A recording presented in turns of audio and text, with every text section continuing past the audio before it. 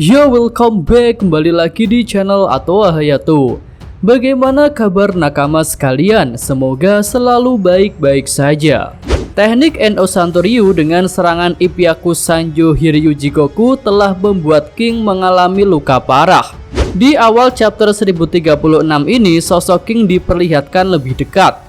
Dengan sayap kanan yang terpotong dan pedang yang patah, tentu komandan pertama Kaido itu sudah tak bisa melanjutkan pertarungan.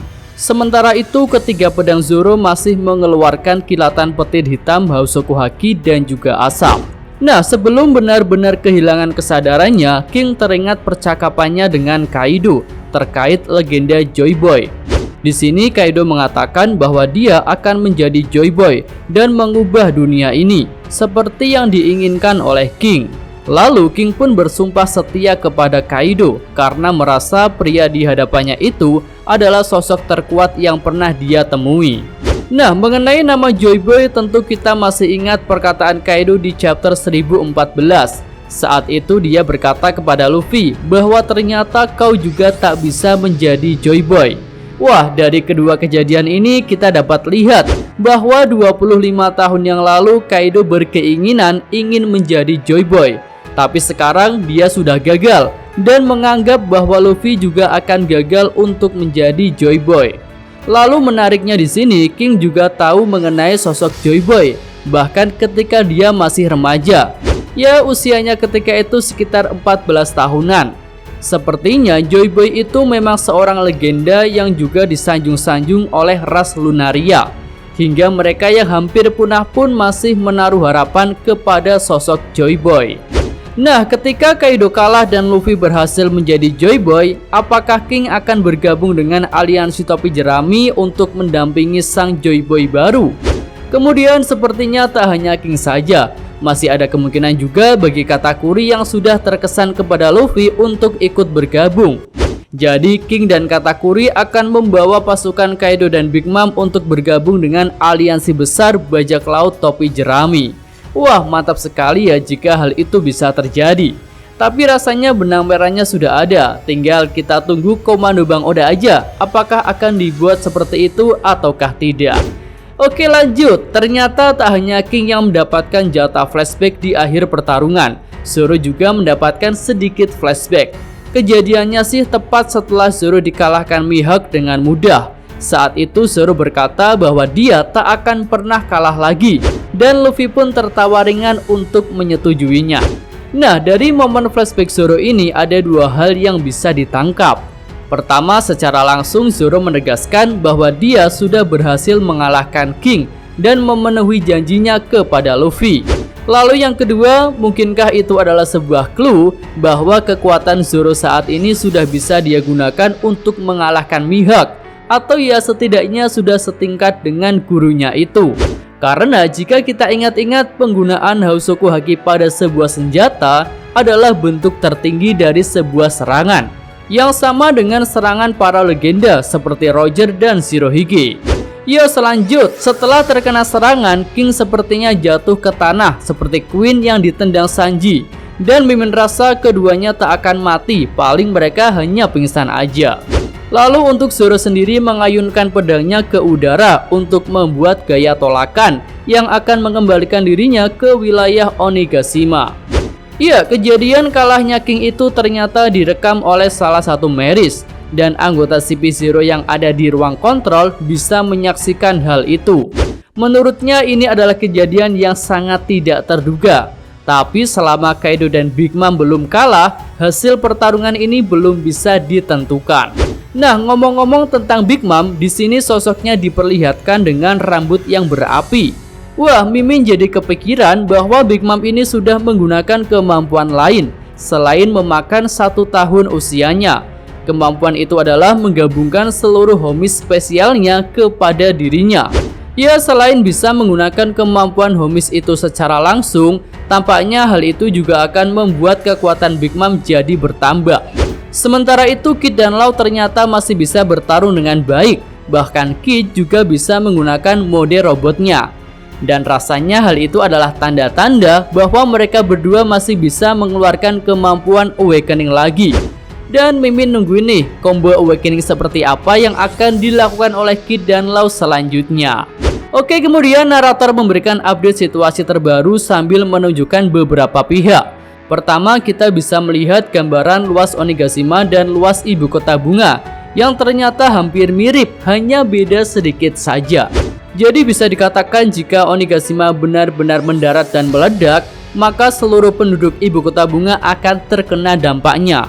Dan rasanya evakuasi juga tidak akan bisa dilakukan dengan mudah karena waktunya sudah sangat sempit.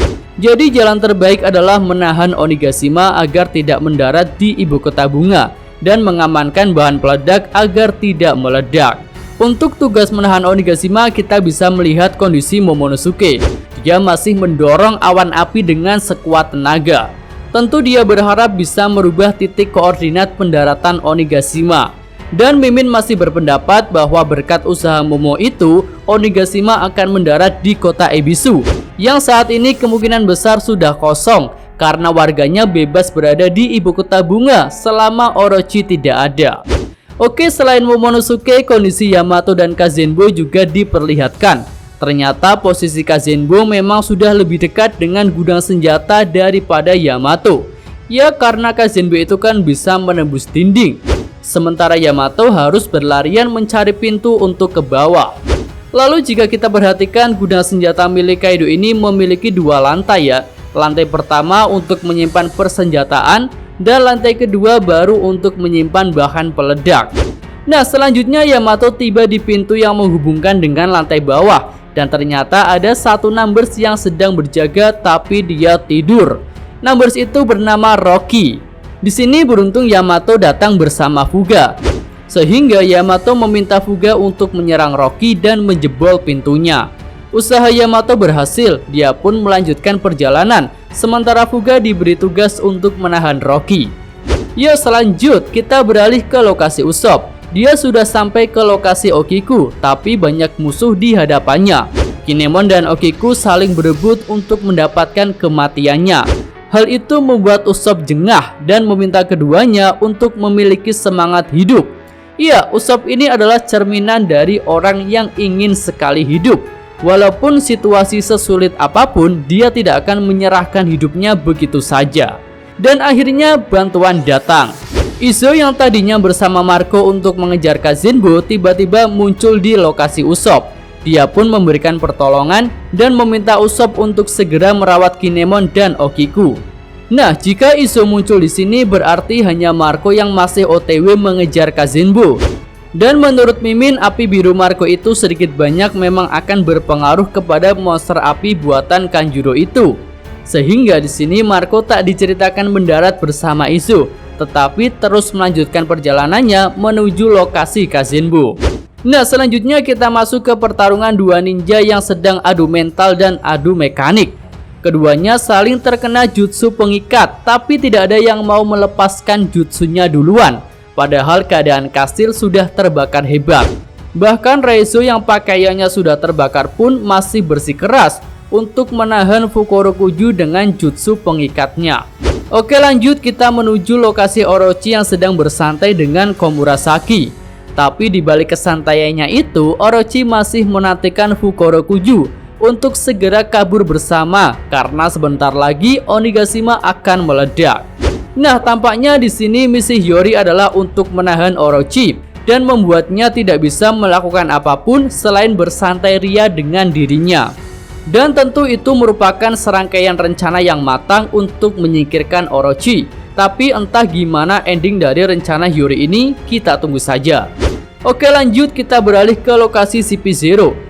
Di sini mereka berhasil mengalahkan Apo dan Drix, tapi Apo berhasil kabur dengan Number Inbi. Sementara Drix dan Number Zanki sudah kalah dan terkapar di tanah. Tapi kekalahan Drix ini bukan tanpa perlawanan ya. Dia berhasil membuat ketua CP0 mengalami luka-luka. Dan ketua CP0 pun mengakui kekuatan Drix. Nah, menurut Mimin setidaknya ketua CP0 itu memang sekuat Komandan Yonko ya, walaupun bukan komandan pertama. Jadi tidak mudah untuk dikalahkan.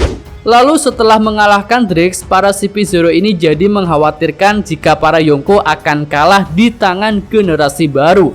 karena hal itu tentu akan menggemparkan dunia. Sementara itu kita diperlihatkan keadaan Sanji yang sedang dirawat oleh para geisha. Nah, di sini alis Sanji sudah kembali seperti semula. Jadi sepertinya sudah fix ya, jika dalam mode bertarung alis Sanji akan berubah arahnya. Kemudian ada juga killer yang sepertinya belum bertarung lagi. Kemudian Beppo masih berjibaku dengan para Kurocho Kaido. Dan untuk Zoro sendiri sudah tertidur pulas. Ya, Zoro memang sering langsung tidur setelah menghadapi musuh yang berat. Lalu ada juga Kid Law dan Big Mom yang masih bertarung dengan hebatnya. Nah, akhirnya kita sampai di scene terakhir pada chapter ini, yaitu menggambarkan pertarungan Luffy versus Kaido. Mereka terlihat adu pukul dengan Hausoku Haki, dan di sini Mimin rasa untuk pertama kalinya Luffy menggabungkan Hausoku Haki dengan Gear 3. Koreksi ya jika Mimin salah. Dan efeknya jauh banget dengan Gear 3 yang biasa. Jadi apakah selanjutnya Luffy akan menggabungkan Hausoku Haki dengan Gear 4? Menarik untuk dinantikan. Oke, dalam pertarungan ini Kaido dan Luffy terlihat sama-sama terkesan. Keduanya pun sempat tersenyum bersama. Nah, berdasarkan hal itu mulai ada pendapat yang menyatakan bahwa Luffy dan Kaido akan beraliansi. Ya, mantap sih jika hal itu terjadi. Tapi Mimin rasa di akhir Aquano ini Kaido akan mendapatkan hal yang dia inginkan, yaitu kematian yang epik. Dan Kaido yang sudah gagal menjadi Joy Boy akan mengakui Luffy sebagai Joy Boy baru sebelum dia meninggalkan dunia ini. Yos, itu aja real review untuk chapter kali ini ya. Mimin mohon maaf jika jadwal uploadnya berantakan, karena memang di akhir tahun sering terjadi seperti itu. Dan untuk chapter depan infonya sih masih libur, tapi ya kita tunggu aja lah.